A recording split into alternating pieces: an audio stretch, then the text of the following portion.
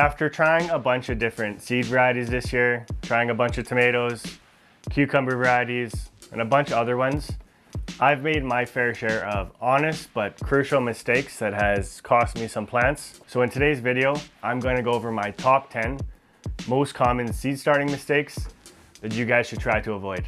Now, stick around. I think you'll like what I got for you. Let's get into the video.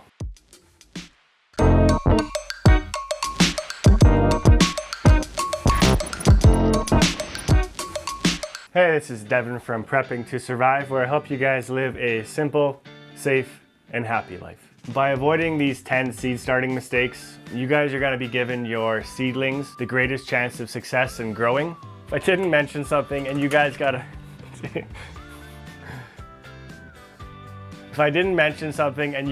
a better method or a different method, mention it in the comments below. It helps the community out. I love to learn new things. Thank you. With that said, let's get into the first tip.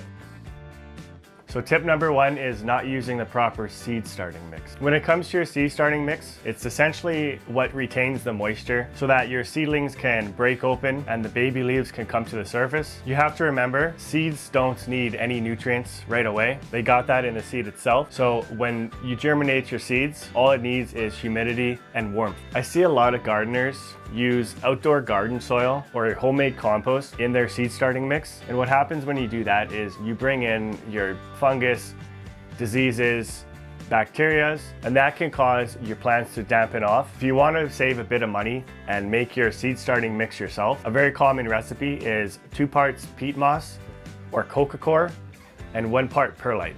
So peat moss, coca coir, gonna retain the moisture. Perlite will add oxygen and aeration and drainage into your seed starting mix. Tip number 2 is not labeling your seeds. Not labeling your seedling trays does more harm than good, and it's a rookie mistake a lot of beginners have made at least once. The problem is every seedling, as soon as they germinate and the baby leaves show up, everything looks the same, so it can be very confusing, especially if you can't tell the plants apart. You might be able to remember a week from now what you planted, but going 6 to 8 weeks down the line before your last frost date, by the time you transplant them outdoors, you're not gonna remember what you got. So how I label my seed trays is I'll put the date and I'll put the variety of seed that I'm planting. And what the date does is it also will give you a very good guideline of when you can harvest your crop. For your labels, I buy cheap stake tags and they come in a bundle of probably 500. I don't know the exact price. When I bought my seeds this year, I also purchased the stake tags. They're on most gardening stores, or if you go to your local nursery, you'll be able to find the stake tags. If you go online, do a quick search, you'll find a bunch of varieties for a bunch of prices. So what I like to do is I like to keep each row of my seed trays the same seed. I just have to use 1 stake tag, and on the stake tag, I write in permanent marker. Try to avoid anything that can race off with humidity. If you use a humidity dome, the humidity inside can cause anything that can erase to come off of the label, and it can screw you up in the long run. Tip number 3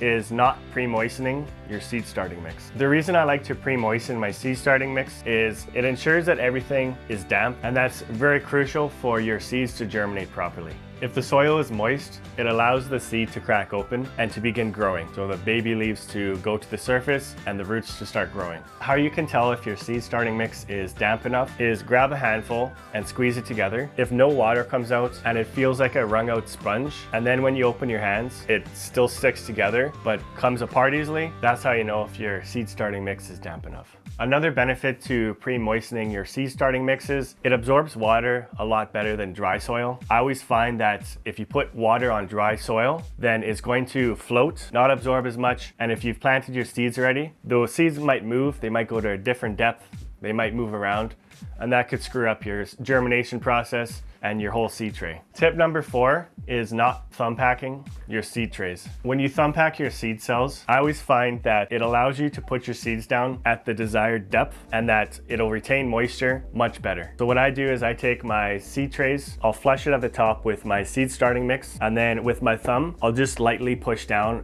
each cell. After that, I'll put some more seed starting mix in and make it flush to the top again, and that's where I'm going to be putting my seeds down. You don't need to put a lot of force down with your thumb. Just try to compact the bottom quarter of the seed cells. Thumb packing helps with root development and gives a better base for your seedling germination. Tip number 5 is not bottom watering your seed trays. After your seeds germinate, your seedlings are very fragile. If you top water, there could be bacteria on the top of the soil. And if the water splashes around, it could get on your plants and bring up bacteria. And that causes damping off and essentially just kills your plants. Most of the time you'll buy a seed tray and it'll have a bottom container, and that's just for the water to drain into. All I do when I bottom water my trays is I'll fill up a container, anything that your seed starting trays can fit in. So I'll fill that up a quarter of the way with water, and I'll let my seed tray sit in it for between 5 and 10 minutes. You can tell if you've watered enough by weight. It'll be light at the beginning. As soon as water is soaked up in the soil, much heavier, or your soil is going to turn from brown to more of a black kind of color. After the 5 minutes is up, any water that remains in the bottom of the tray, I'll just either water my other plants or I'll dump it out. If you leave the water in, it's just adding moisture, unnecessary moisture, into the trays and into the whole seedling process. So dump it out, get rid of it, or use it up. Tip number 6 is a lack of air circulation. No matter what, whether I'm using a fan or I have a window open, I have air circulation 24/7 with my seedlings. There are a few benefits with proper air circulation. One is you're going to have the surface of your seed trays dry, which will help prevent harmful bacteria. The second benefit is with the fans, you're mimicking outside with the wind. You're going to have your stems and your plants sway in the wind, which will grow your stems to be stronger for when you transplant outside. Tip number 7 is overwatering. Overwatering is probably the most common mistake out of all the tips that I mentioned. A lot of beginning gardeners, including myself, thought that giving more water will make your plants grow faster. By waterlogging your soil consistently, it increases the chances out of all the mistakes. This will increase the chances of your plants dying all of a sudden. There are a few ways to tell if your plants need watering. If the soil is pulling away from the edges, then the soil should be dry and you can probably water then. Another way is by weight. If you've planted your seeds, just start them out, you've got pre-moistened seed starting mix, pick your seed tray up, feel the weight of it, and remember it.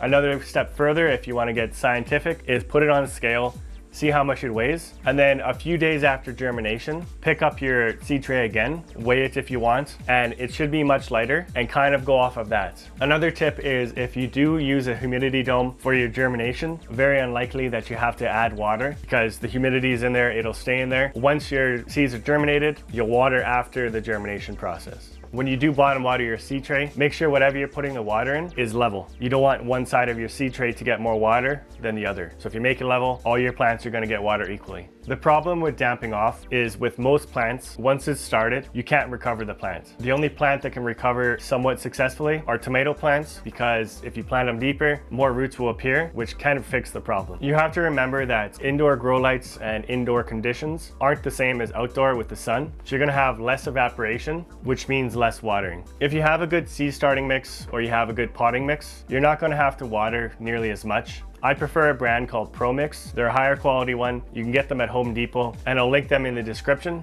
With that mix, I only water once, maybe twice a week. If you're watering every other day, which a lot of the overwatering, that's about the time frame they do, then you're making the mistake. Cut it out, water less. Overwatering causes a lot more damage than underwatering. Tip number 8 is starting your seeds too early. The best way to tell when to start your seeds is look on the back of the seed package. It's going to tell you how many weeks you should start your seeds before your last frost date. It's your job to find out when your last frost date is and then count the 6 to 8 weeks or however many weeks it is. The problem is when you start your seeds too early, nothing can mimic the sun's energy. It's a whole different beast. So if you start them too early and your plants grow too big, when you do transplant them outside, they're going to be more stressed and they might not survive. The seed companies are the ones that harvest the seeds. So I'm going to say they know what they're doing. So when they put the labels on the back, they've done all the research. They've got the best intention for you guys. I have been guilty of starting too early. And another problem that I've run into is unless you have a ton of space, you're most likely going to run out of space because you're going to start with, say, 72 small cells. Each of those cells are going to have to be potted up and potted up again. So they're going to have to be potted into a bigger pot, takes up more space. And most of us don't have either the amount of grow lights we need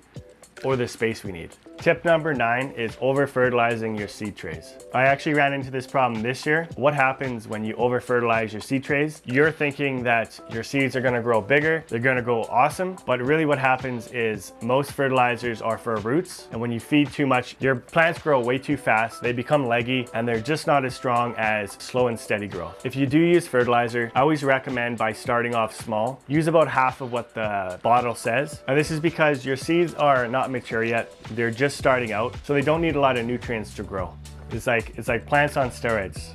Steroids are never good. Tip number 10 is using a humidity dome after your seeds have germinated. I personally use a humidity dome every time I germinate, or at least try to. I find that humidity stays in the tray. That's what it's for. I have better success in germination, and I rarely have to water my trays throughout the whole germination process. Problem is, if you leave your humidity dome on, from my personal experience, then that's the perfect climate for bacteria to thrive on. Well, that's it.